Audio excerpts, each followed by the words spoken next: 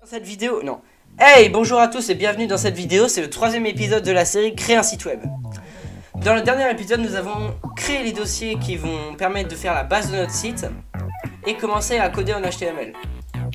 Aujourd'hui, nous allons apprendre à écrire un texte de différentes tailles, de différentes couleurs, de différentes polices, à insérer une image, à insérer des liens et à ajouter un favicon. Alors un favicon, ça va être la petite image qu'il y a au-dessus des onglets. Par exemple, imaginons YouTube, ça va être le logo YouTube. Un site qui n'a pas de favicon, ça va être une planète comme ça. Et Galaxy, par exemple, ça va être le logo de Galaxy. Ou je sais pas, Discord, ça va être Discord. Bref, en tout cas, ça va permettre d'ajouter une image à l'onglet. Si vous avez fermé le site depuis le dernier épisode, pour le rouvrir, c'est très simple. Il suffit de double-cliquer sur index.html ou juste index si vous n'avez pas activé les extensions fichiers. Donc vous double-cliquez et voilà, ça s'ouvre. Mais avant de commencer cet épisode, j'aimerais juste vous expliquer comment fonctionne une balise. Alors, la balise P, ça va être la balise qui va nous permettre d'écrire du texte. Par exemple, maintenant j'écris bonjour. J'enregistre en faisant CTRL S. J'actualise et on peut voir qu'il y a marqué bonjour. En fait, la balise, elle va s'appliquer entre le début de la balise P, ça s'appelle la balise d'ouverture, et entre à la fin de la balise de fermeture. On peut voir qu'il y a un slash avant le P, c'est pour dire que ça ferme, quoi. Et ben, avec la plupart des balises, ça fonctionne pareil. Imaginons que maintenant, j'aimerais ajouter une balise de couleur. Donc pour ça, je vais sauter une ligne. Je vais ajouter une balise pour changer la couleur de mon texte. Donc je vais mettre une couleur rouge par exemple. Et je veux que mon texte soit salut. Bah on peut voir que ce qu'il y aura ce qu'il y a après là, ça va être du texte qui est là, mais qui va être en rouge parce qu'on peut voir qu'il est entouré par la balise qui définit que ça va être rouge. Et donc là si on actualise, on peut voir que notre texte devient effectivement rouge. Voilà, donc là j'ai juste fait un zoom, voilà. Alors voilà, une fois que vous aurez compris ça, on va pouvoir commencer le tuto. Alors comme je vous l'ai dit avant, la balise P vous permet de pouvoir écrire un texte, un paragraphe plus précisément. Et bien ça va être simple, vous allez ouvrir ce petit crocodile là, ce caractère de crocodile qui se situe juste à côté de la touche majuscule si vous êtes sous Windows. Vous allez marquer P. Et ensuite vous allez faire majuscule et la même touche où vous avez trouvé votre crocodile avant pour avoir un crocodile fermé. Et ensuite vous pouvez marquer votre texte genre bonjour, je suis Sidzi. Voilà. Et donc là vous pouvez voir que ça fonctionne si vous enregistrez en faisant file save as save ou bien CTRL S, moi je fais CTRL S. Et ensuite vous actualisez, vous pouvez voir, il y a marqué bonjour, je suis Sidzi. Voilà. Mais il faut penser à fermer votre balise. Donc vous allez encore une fois ouvrir les crocodiles. Et cette fois vous allez juste faire un slash. Et normalement votre balise se fermera toute seule. Du coup vous pouvez voir qu'il y aura marqué slash P fermeture. Et le slash devant, du coup comme dit avant, ça montre que la balise se ferme. Donc la balise P, on peut dire que ça va être un peu la taille de texte de base, ça va être le paragraphe, c'est vraiment le contenu de votre page. Mais maintenant, il y a des balises titres qui permettent de donner une importance à votre texte. Par exemple, la balise titre de base, ça va être par exemple H1. Donc, vous ouvrez votre balise de crocodile, vous marquez H1 et vous fermez votre balise de crocodile. Et donc là, vous marquez ceci est un titre. Vous pensez à fermer en remettant une balise de crocodile, un slash, et normalement ça se complète tout seul. Vous enregistrez, vous retournez sur votre navigateur, et voilà. Vous pouvez voir que là vous avez quelque chose qui ressemble plus à un titre, en gras, en gros. Et vous pouvez voir qu'il y a un numéro dans la balise. Ça veut dire que le numéro peut s'étendre jusqu'à 6. Donc ça veut dire que H2 existe. Ça veut dire que H3 existe. Et ça veut dire que H4 existe, H5 existe, H6 existe. Donc on peut voir la différence. Ceci est un titre H2. Voilà, ceci est un titre H1. Voilà. Du coup, moi je vais copier-coller pour pouvoir aller plus vite. Voilà, donc maintenant on peut voir la différence. J'enregistre, je relance. Et on peut voir que ici on a le paragraphe, le titre H1, le titre H2, le titre H3, le titre H4, le titre H5 et le titre H6. Maintenant, une fois que vous avez compris tout ça, je vais supprimer les titres. Je vais supprimer tout en fait. Voilà. Donc on se retrouve avec un body libre. J'ai envie de faire, vas-y, un petit H2. Voilà. Alors vous placez bien votre curseur entre. Alors votre curseur est en fait c'est le petit trait jaune là qui se trouve que vous pouvez déplacer comme ça. Et bien votre petit curseur vous le mettez entre les deux balises là et vous cliquez sur entrée. Et vous cliquez sur entrée. Alors normalement il s'est passé ça. Si ça n'a pas fonctionné, faites CTRL Z et recommencez et normalement ça devrait être bon. Et en gros, qu'est-ce qui se passe? On peut voir que, que vos balises ont été séparées et qu'il y a un espace entre. En gros c'est juste une tabulation qu'on fait avec tab. Voilà, du coup. Et maintenant si vous écrivez un texte genre salut, on peut voir que il fait la même taille qu'un H2. Voilà. Donc ça permet de mieux visualiser où se trouvent les balises. Alors maintenant imaginons qu'on veuille mettre salut en rouge. Parce que je vous ai dit avant que vous pouvez changer la couleur. Et bien c'est simple, vous allez prendre votre petit caractère en crocodile, écrire fonte, color pour changer la couleur, vous faites entrée, et normalement là le reste de la balise d'ouverture c'est écrit. Entre les deux petits guillemets là vous écrivez votre couleur que vous voulez en anglais. Donc moi j'ai dit que je voulais prendre du rouge, mais finalement imaginons que je prends du bleu. Alors je vais marquer blue. Je vais sauter une ligne. Non. Blue. Et ensuite quand j'arrive à la fin là, quand j'ai marqué blue, je vais à la fin de la balise.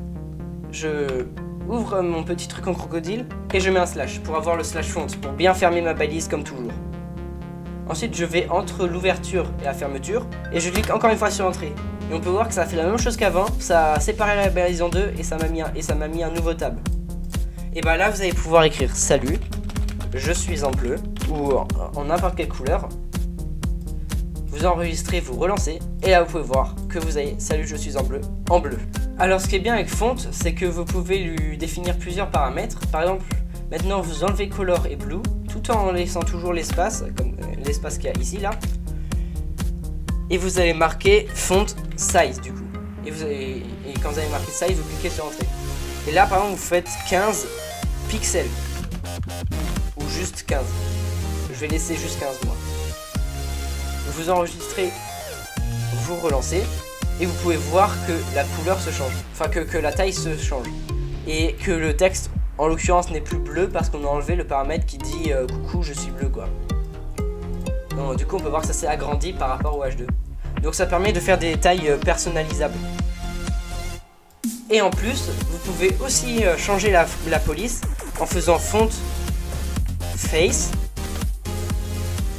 Et là vous mettez votre police. Donc moi j'aime bien Lucida Handwriting. Voilà. J'enregistre, je relance et on peut voir qu'on a une petite police personnalisée. Voilà. Donc ça c'est assez sympa. Et donc maintenant si on combine tout ce qu'on sait, à la fin de petit guillemet là, vous faites encore un espace, vous marquez color et vous remarquez votre truc d'avant. Voilà. Bleu pareil, blue pareil, je me suis trompé, il faut mettre la couleur en anglais. Parce qu'on peut mettre plusieurs paramètres dans le truc. Donc on peut voir que ça a bien conservé la police et ça a mis la couleur en plus.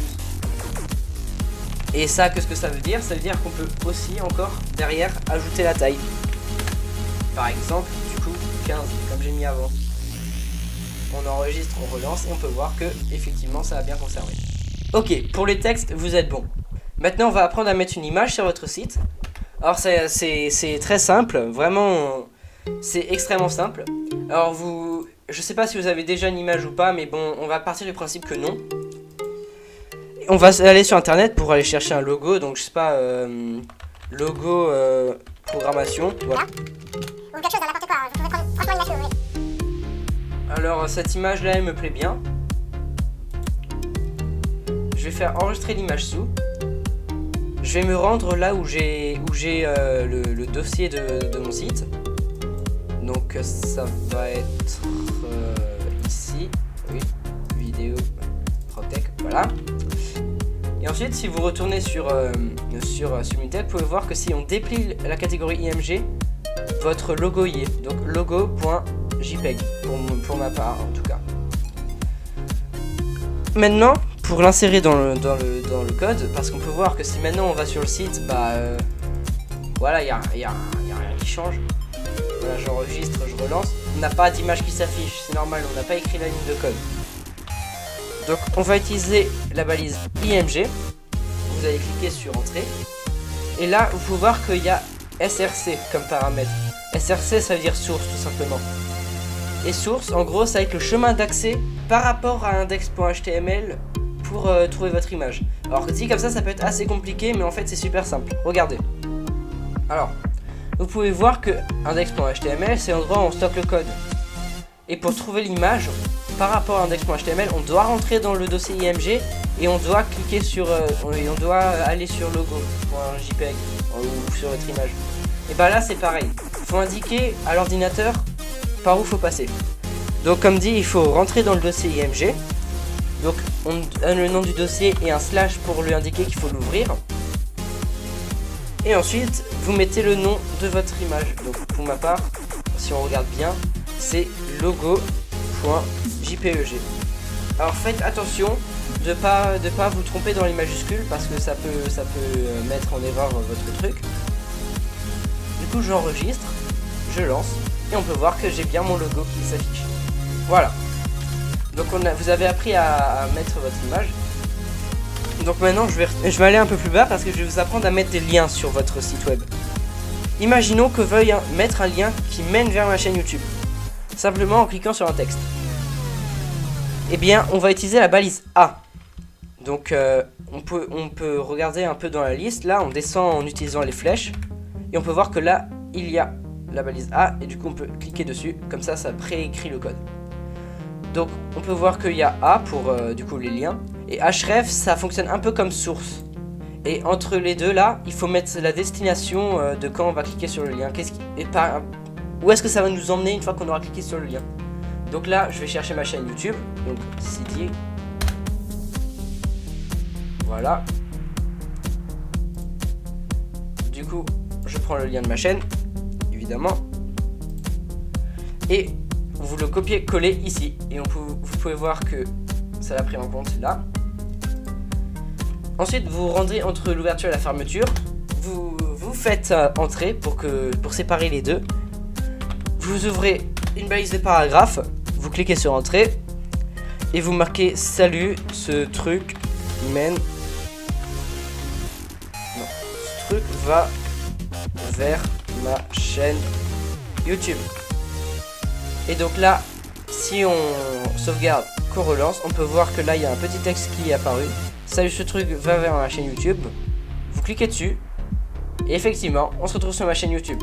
Donc maintenant, je vous ai promis de vous montrer comment on ajoute un favicon. Bien, c'est très simple. Je vais prendre du coup l'image qu'on a là. Vous allez vous rendre sur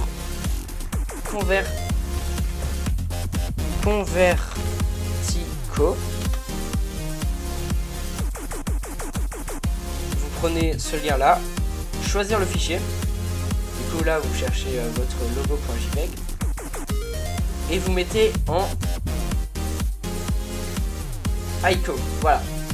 Parce que c'est ce qui est défini. Parce que ICO c'est le type de fichier qui est utilisé pour faire des icônes. Vous cliquez sur convertir. Vous attendez que la conversion se fasse. Une fois que c'est fini, vous cliquez sur télécharger et puis vous pouvez voir que votre logo.ico s'est téléchargé. Et vous avez juste à vous rendre dans votre dossier téléchargement ou l'endroit où il s'est téléchargé. Et ensuite, vous rentrez dans les fichiers de votre site, vous allez dans le dossier ressources et vous collez votre logo. Alors vous allez vous rendre en dessous de title, vous allez marquer link, rel, icône, type, image slash x icône, href comme la balise A qui permet de trouver un endroit. Et là, il vous suffit d'indiquer le chemin par rapport à index.html. Donc, on peut voir que index.html, il doit cliquer sur le dossier ressources et ensuite c'est bon, il faut trouver le logo. Donc, vous cherchez ressources avec un S, n'oubliez pas, slash pour dire qu'on rentre dedans. Et vous cherchez logo.ico cette fois.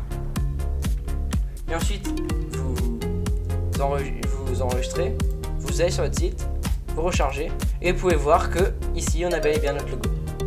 Alors c'est la fin de cet épisode, merci de l'avoir regardé. Je sais que tout n'était pas clair, j'ai beaucoup de mal à expliquer mes pensées. Donc si vous avez des questions, n'hésitez pas à les poser dans les commentaires et je me ferai une joie de vous aider. On se retrouve à la prochaine, à la semaine prochaine même. C'était Sidzi, on se retrouve à la prochaine, à plus.